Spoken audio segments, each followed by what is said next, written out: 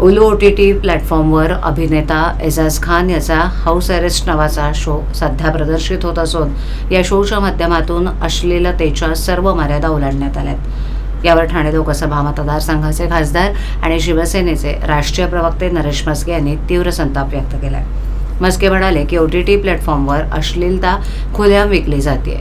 अनेक OTT प्लॅटफॉर्मवर adult content सहजपणे पाहायला मिळतो आणि त्याचा परिणाम लहान मुलांवरही होतोय। 18 वर्षाखालील मुलंसुद्धा या प्लॅटफॉर्मचा वापर करतात, हे गंभीर आहे। मी यापूर्वीही संसदेत अश्लीलता पसरवणाऱ्या अनेक OTT प्लॅटफॉर्म्सवर बंदी घालण्याची मागणी केली होती, ज्यावर केंद्र सरकारनं कारवाई देखील केली। ते पुढे म्हणाले की एजाज खाननं आता या शोच्या माध्यमातून सगळ्या सीमा ओलांडल्यात, त्यामुळे केंद्र सरकारनं एजाज खानवर तातडीनं कारवाई करावी अशी मागणी मी करतो।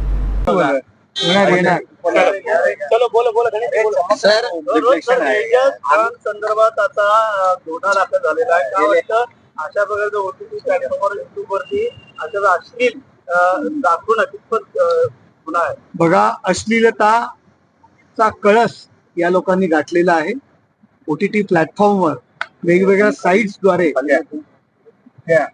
अश्लील गोष्टी दाखवत आहेत। भारतीय संस्कृतीला हे मान्य नाहीये। स्वातंत्र्याच्या नावावर काहीही अश्लीलतेचा कळस यांनी गाठलेला आहे, धुडगूस घालताय।